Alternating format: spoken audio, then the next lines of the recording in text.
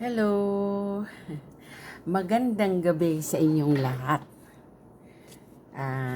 Narito na naman ako upang mag-share ng Gospel ni Lord.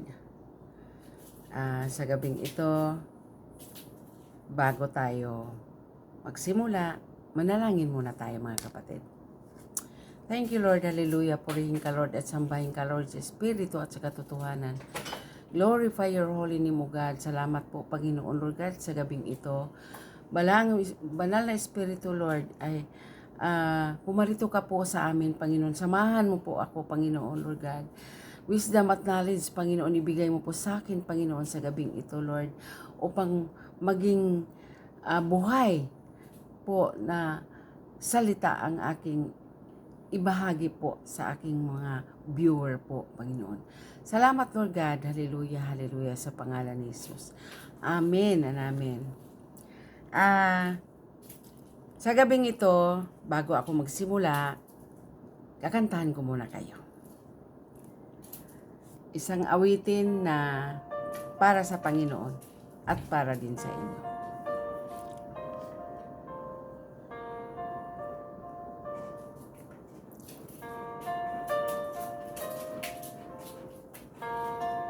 My Jesus, my Savior, Lord, there is none like you. All of my days, I want to praise the wonders of your mighty love. My comfort, my shelter, tower of refuge and strength. Let every breath, all that I am, never cease to worship you. Shout to the Lord, all the earth let us sing. The power and majesty praise to the King. Mountain bow down and the seas will roar at the sound of your name. I sing for joy at the word of your hands. Forever I love you, forever I stand. Nothing compares to the promise I have in you.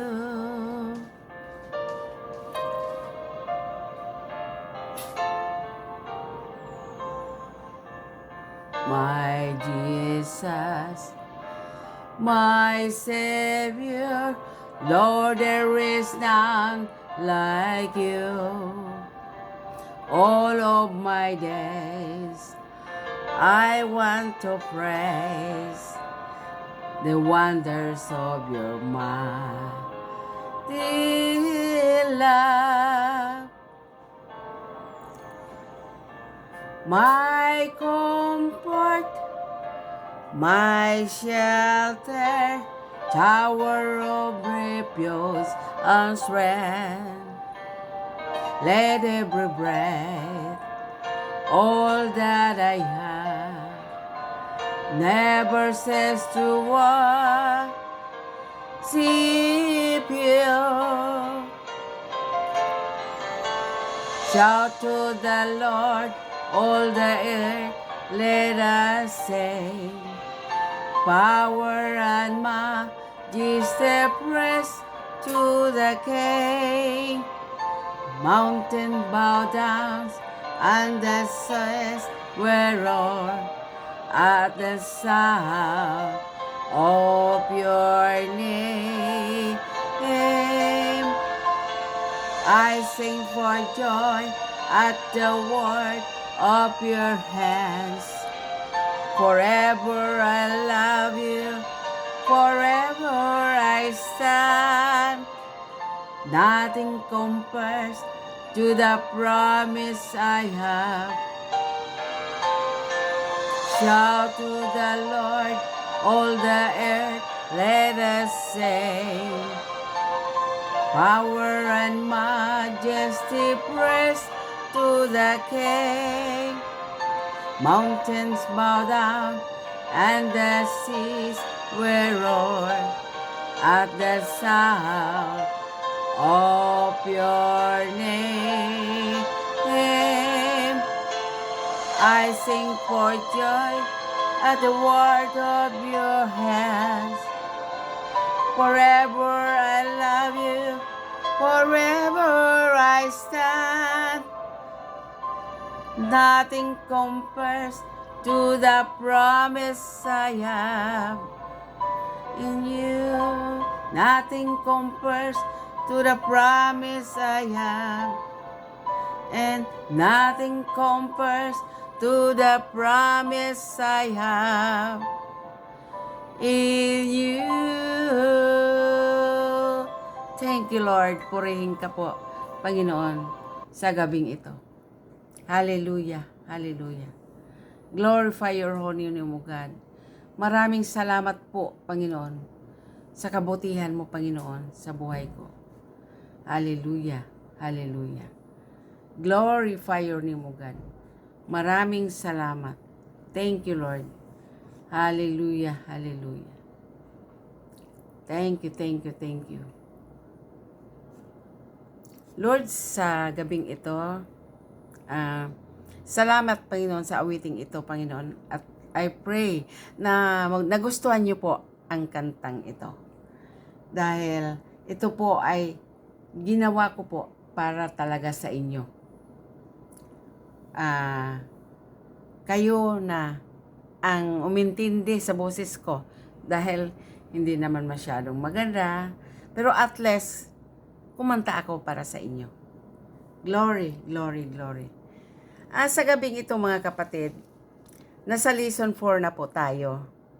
Kasi 'di ba yung una, paano ginawa ng Diyos ang langit? Yung pangalawa,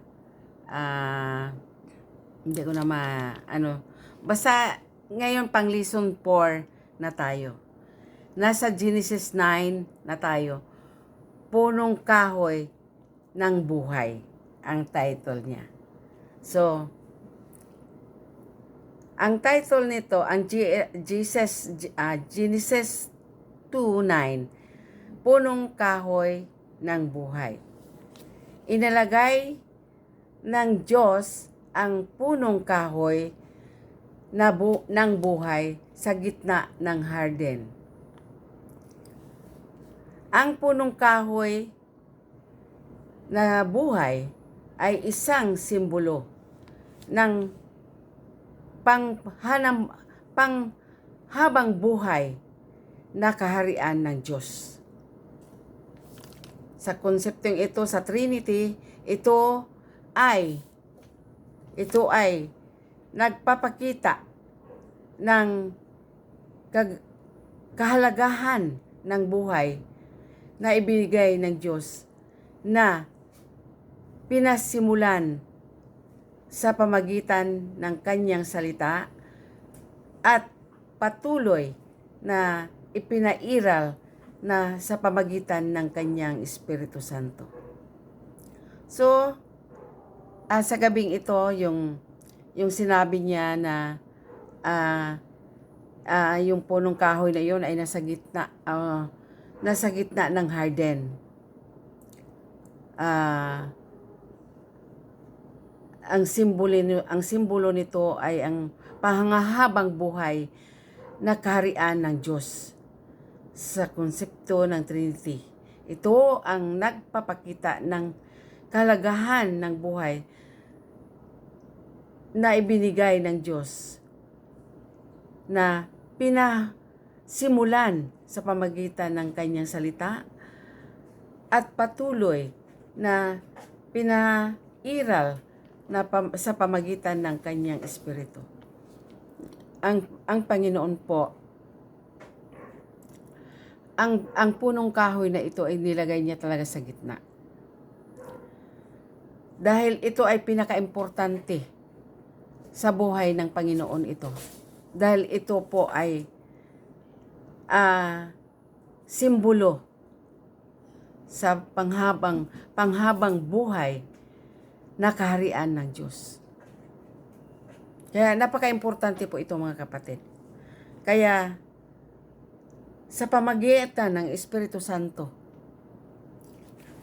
ito po at ang salita na ipinairal sa pamamagitan ng kanyang Espiritu Santo.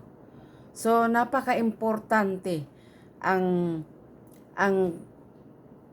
verse na ito, konsepto na ito sa Genesis 2:9. Dahil yung punong kahoy na may buhay na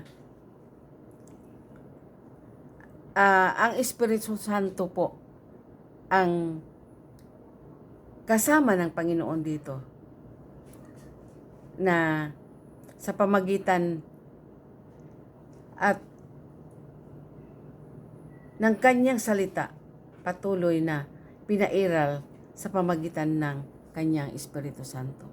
So, etong mga kapatid, napaka-importante po to sa ating buhay. Dahil dito natin malalaman yung punong kahoy na nilagay ng Panginoon dito, yun ang panghabang buhay na kaharian po niya. Kaya nasa hardin ito sa gitna ng hardin. Dahil ito po ay napaka-importante po sa buhay ng Panginoon. Si Jesus ay tinawag na punong kahoy. Ang Panginoong Diyos ay tinawag na punong kahoy ng buhay dahil siya ang nagbigay ng buhay sa buhay ng walang hanggang. Sa kanyang mga turo at paglilingkod, siya ang nagpapakita ng daan patungo sa kaligtasan at kagalakan. Ang pagkain sa kanya, pagkain sa kanya sa pamagitan ng pananampalataya at pagsunod ay nagdadala ng buhay na walang hanggang. So, mga kapatid, ito po ay sa pamagitan ng buhay ni Jesus Christ, sa pamagitan ng punong kahoy na ito ng mga kapatid. Ito po ay napaka-importante dahil ito po ay sa yung kaharian ng Panginoon. Nagpapakita ito ng buhay na walang hanggang sa atin.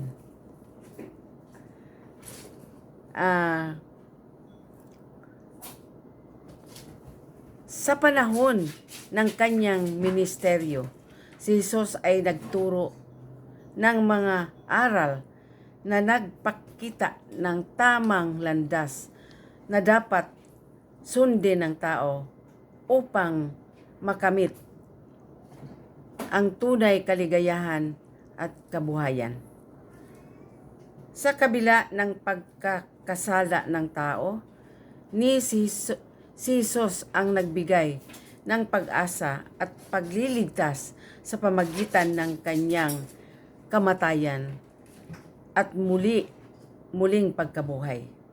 Kaya sa halip na punuin ang ating puso at isipan sa mga bagay na hindi naayon sa kalooban ng Diyos, dapat tayong magpakabusog, no? Dapat tayong magpakabusog sa pagtanggap kay Jesus bilang aming Panginoon, ating Panginoon at tagapagligtas. Siya ang daan tungo sa buhay na may kalusugan at patungo sa buhay na walang hanggang.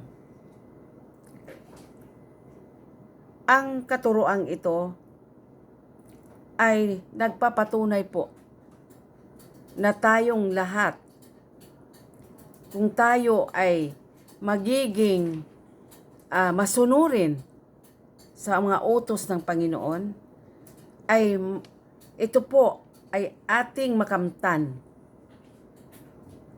Makamtan po natin ito, mga kapatid, ang kalusugan at pagpatungo sa buhay na walang hanggan. Dahil ang Panginoon ang nagbigay sa atin ng buhay, mga kapatid. Wala na pong iba. Siya, dahil sa kasalanan natin, nagpapako siya sa krus upang tayo ay matubos at ang ating mga kasalanan sa ating mga kasalanan. Dito sa Revelation 22:14, maligayang ang mga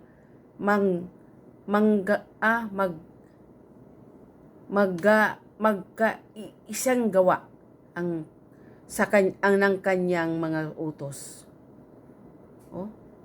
Maligaya ang mga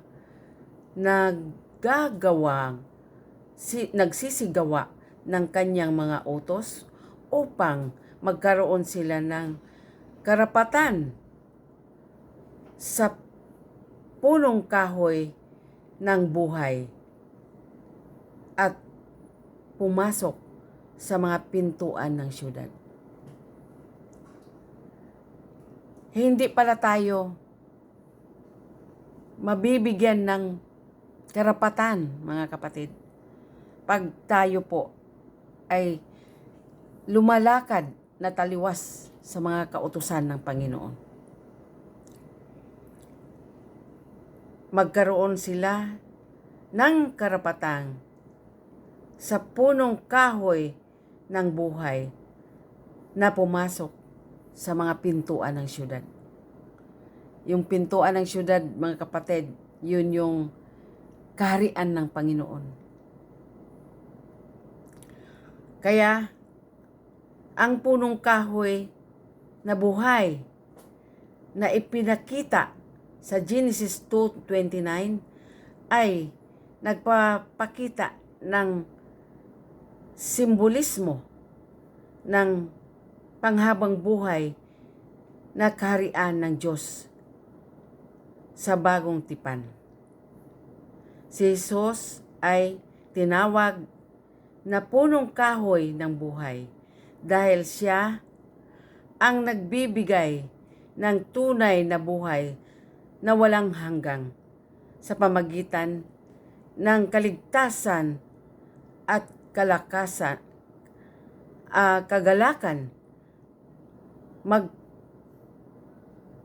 Ang pagtanggap sa susunod sa kanyang nagdadala ng buhay na walang hanggang.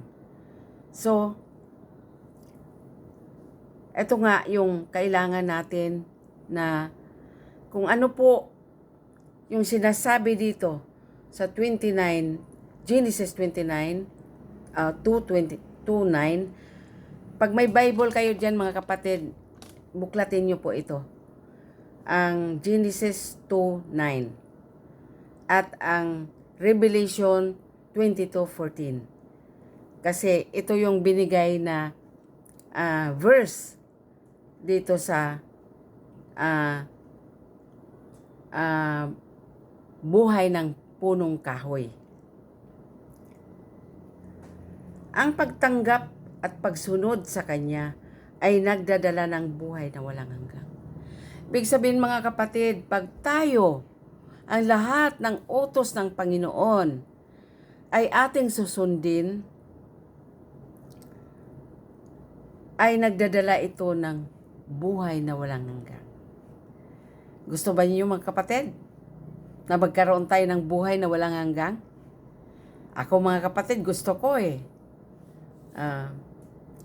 sa Revelation 22:14, ipinakita na ang mga sumusunod sa mga utos ng Diyos ay magkakaroon ng karapatan sa punong kahoy ng buhay, ito ang nagpapakita ng kahalagahan ng pananampalataya at pagsunod sa mga aral ni Jesus bilang landas tungo sa buhay na walang hanggan. Napakasarap, mga kapatid. Kailangan tayo sumunod.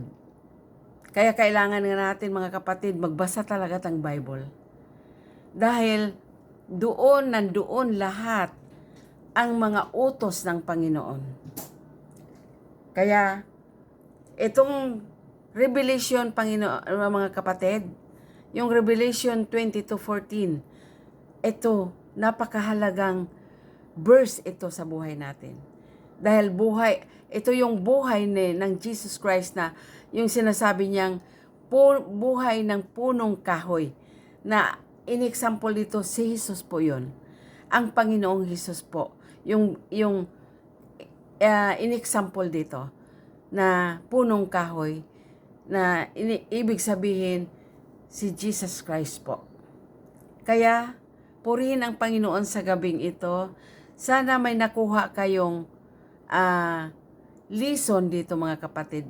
May nakuha kayong aral sa aking binigay sa iyong verse. Huwag ninyong kalimutan, mga kapatid, ang Revelation 22:14 at ang Genesis 2:9.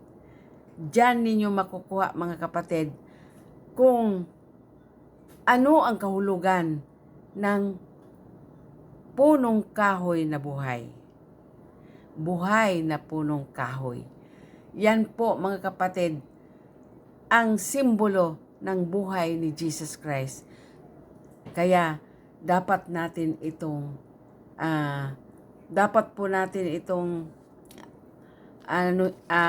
basahin at ating bulay-bulayan po, mga kapatid. Dahil napaka-importante po yung malaman natin kung ano ang papel ng Panginoon sa buhay natin. Siya po at wala na pong iba. Siya po ang tumutulong sa atin. Siya po ang nagbigay sa atin ng buhay. Siya po ang Diyos na lumiligtas sa atin at nagpakamatay siya sa krus dahil sa ating mga kasalanan. Tinubos po niya tayo, mga kapatid. Kaya sana pagbulay-bulayan po ninyo ito, lalo na tong mga verse na binigay ko sa inyo. Purihin ang Panginoon at salamat po sa gabing ito. I pray na tayong lahat ay magiging example tayo ng mga anak ng Diyos. Dahil siya po ay nagpakamatay para tubusin tayo sa ating mga kasalanan. Purihin ang Panginoon sa gabing ito. Thank you, Lord. Hallelujah, hallelujah. Mga kapatid, hanggang dito na lamang tayo. At sana naintindihan nyo po at nakuha nyo po ang gustong mangyari ng Panginoon sa buhay natin. Thank you, Lord. Hallelujah. Purihin ka, Lord. Sambahin ka, Lord, sa Espiritu at sa katotohanan, Panginoon. At salamat, Panginoon, sa inyong words, Panginoon, Lord God, na ibinigay sa amin, Panginoon. Salamat, Panginoon, sa punong buhay, Panginoon. Buhay na puno ay dapat namin itong bulay-bulayan, Panginoon, na ikaw po ang aming Diyos at tagapagligtas at ikaw po ang nagbuo sa amin, Panginoon, Lord God. Ikaw po ang nagbigay buhay sa amin. Thank you, Lord. Hallelujah, hallelujah. Purihin ka, Lord, at sambahin ka, Lord, sa Espiritu at sa katotohanan. In Jesus' name we pray. Amen and amen. Thank you. Bye-bye, mga kapatid. Hanggang sa susunod nating pagkikita. Sana na gustuan nyo po yung awitin ko na ibinigay sa inyo, na ipananig sa inyo, at yung mga verse na binigay ko po sa iyo na Revelation 22:14, at ang isa ay ang Genesis 2:9. Mga kapatid, huwag niyong kalimutan hanggang sa susunod nating pagkikita. Sa pangalan ni Jesus, Amen and Amen. Thank you.